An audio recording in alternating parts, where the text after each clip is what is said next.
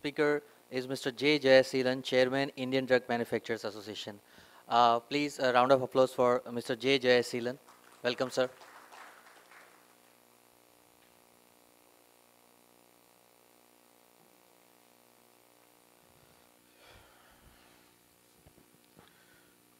Respected dignitaries, Mr. V.R. Shah sir, Mr. Yugal Sikri, Chairman of Pharmaceutical Management School, Mr. Mayur Parmar, Drug Inspector from Gujarat, other speakers, a formal good morning to everyone. I am Jayaseelan, Chairman representing from Indian Drug Manufacturer Association. Multiple specialty people are here, so I thought let me talk only about the industry sector, representing the industry of pharma particularly in this inaugural session, because I have one more panel discussion, so I thought let me limit my speech towards industry and industry's contribution. Most of you know that Indian pharma industry is doing very well in the last 20 to 25 years. And we call India as the pharmacy for the world because we are exporting to more than 220 countries. You cannot mention one product which is going from India to this many countries. Similarly, if you see in the entire world, the production, if you see the total production value, we are contributing to 8 to 10% of the total pharma drugs produced in the country, which is, we are ranging between third and fourth position in terms of the total drug production. And in terms of value, we are ranging between 13 to 14, and we contribute to around 2 to 3% of the global pharma market in terms of the value. Friends, you cannot mention any other country which can give medicine lesser than India today. India has achieved this. Indian pharma industry has achieved this. And that is the reason we are the leader in generics and we are ruling the world as on today. See, what Indian pharma industry given to the country is a real pride, because we can boldly tell, like, most of the domestic needs are met by our domestic manufacturing itself. We need not depend on some imports or some country for our healthcare as on today. Similarly, as I have already mentioned, the most economical medicines are sold only in India. You cannot mention one country where the products would be lesser than in India. And third thing I mentioned already is the number one product exported from India is, in terms of number of countries, is pharma. We are exporting to more than 220 countries, including colonies. All these achievements are good. It's been done by veterans like our colleagues who have spoken here, Sikri sir and others. Lot of pharma industries, Indian industries could do this. But if you go back and see what are the major policies or things which contributed to this achievement, is one of the first thing after independence, if you see, there was no Indian industries in the top rank, only handful of industries were there. Mostly for our need, medicines were imported and we were using that.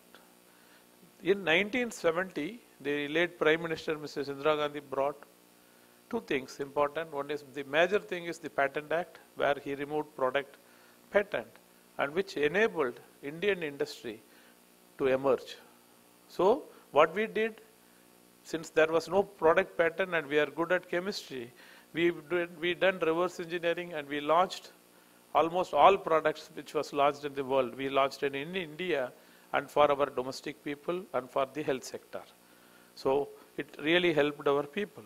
So one policy. Similarly, that time they also made restrictions on the import in 1970. So both together, what happened is, there was a forced situation where the Indian industry emerged and we contributed. And in 1980s, what happened is, global economy. The then Finance Minister Manmohan Singh made Indian global. That is the reason we are having iPhone, BMW, everything across, Amazon. Today we are getting everything sitting in our place. This enabled Indian pharma manufacturers to go globally. And from 80s to 2000 or 2005, if you see, we went to different countries, we given quality medicines at the most economical price. That is the reason India is called as the pharmacy for the world. So two important milestones in the Indian policies which made, one is removal of product patent, another is going global, made India to the leader today in pharma sector. This is the positive side. The other side, any policies, any growth have the negative side also. What has happened?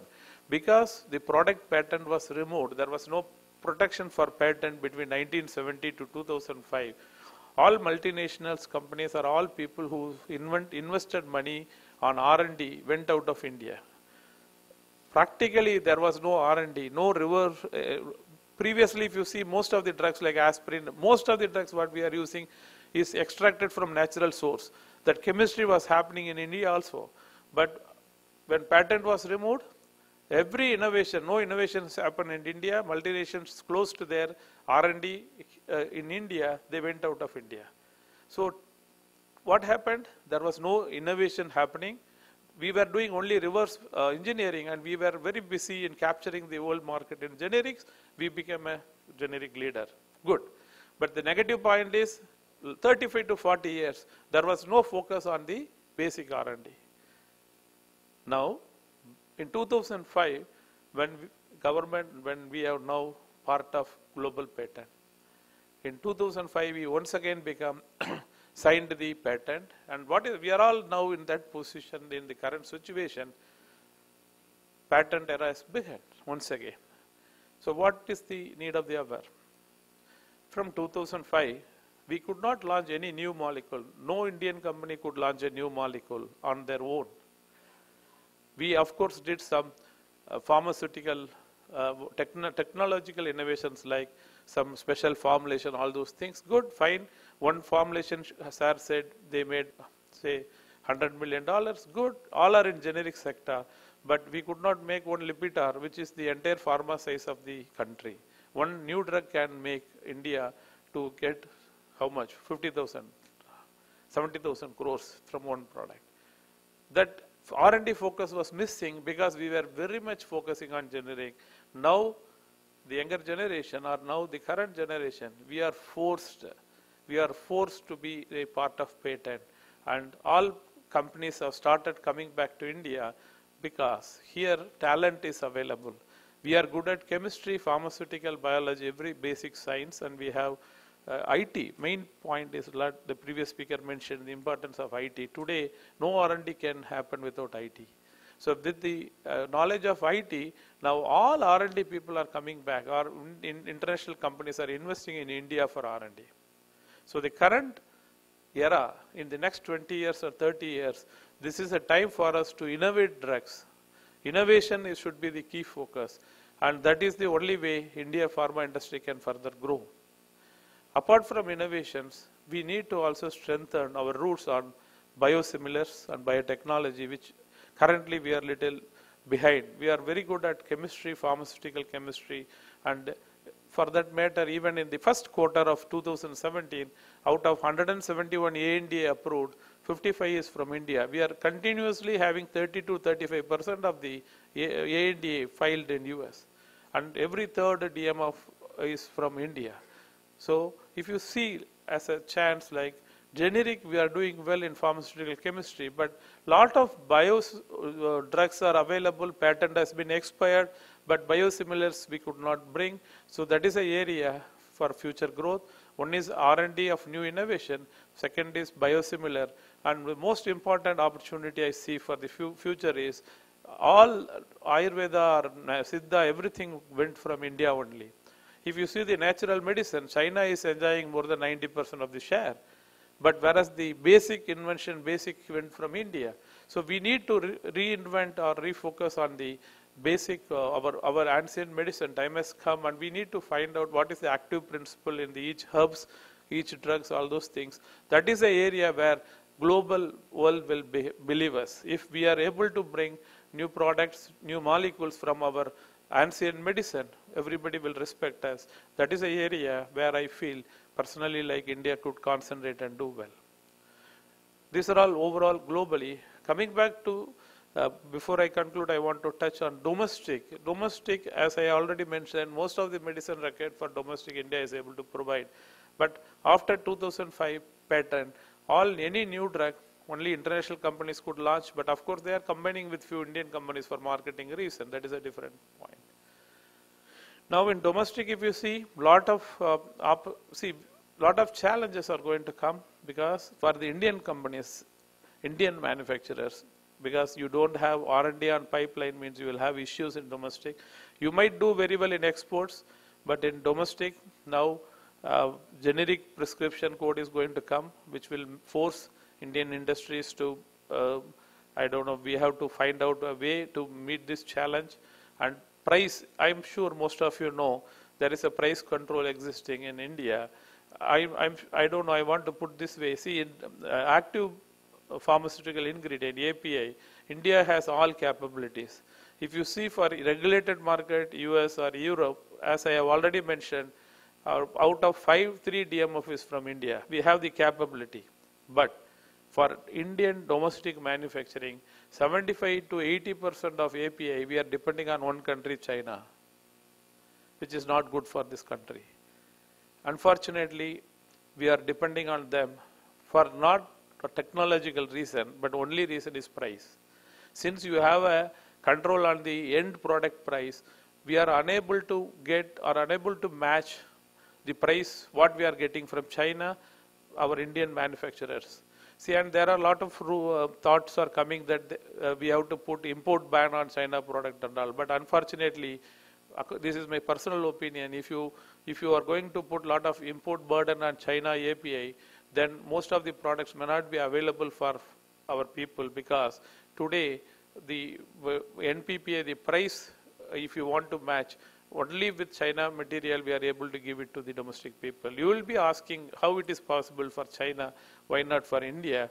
Please understand, unlike formulation business, API business is a 24/7 business. It is a high power intensity business. Like API means what? It is a chemical reaction. One product will happen in 5 days or 50 days, 15 days. So once you put something on reaction, it continuously goes. That reaction happens 24/7. So electric power is a very important thing, where China power subsidiary and the cost of power is almost nil in China. India, any part of India could not give that kind of power support to API industries. Frankly speaking, 2015, the current government has announced 2015 is the year of API, and they talk a lot of things for API, but still we are not on our own. Nothing happened fruitfully. No bulk drug park, many things we talked, still everything is on pipeline. IDMA is also continuously trying towards it. Unless we are able to make API at a very economical cost compared to China, we will not be able to give it the price what NPPA fixes. And that is where the threat I am looking, like if API industry is not supported, a lot of good products may not be available in Indian market. And with all this, that is a reason if you see like, we are almost requesting, see, pharma is one of the major sector. We are having so many plus points, and no product goes to this many countries. That is a reason we are continuously asking or representing to consider a separate ministry for pharma. That would help, because currently if you see, regulation is with health ministry, export is with commerce ministry, pollution, which is a very part and parcel of pharma, is with forest ministry. There is a pharmaceutical, what you call department, which is part of chemical and fertilizers ministry. And this pharmaceutical department is not having, because recently formed, they don't have any other responsibility given to them. So they do only price control. If you see what DOP does is mainly NPPA. Now they are trying for this generic medicine. So in this situation, in the current challenges of if you want to innovate new drugs, you want to continue the growth of pharma, we should consider pharma, and we all know pharma is one industry which gets highest foreign direct investment, also highest dollars. So I feel, I also reinforce in this forum that if it is taken as a flagship industry and separate ministry is formed, all things regulatory, industry, pollution, say export, everything is under one ministry and focus is there. Definitely that will help India to grow further. With these few words, I thank the organizers for giving me an opportunity. I thank all of you who have listened to my words. Thank you. All the best for the program.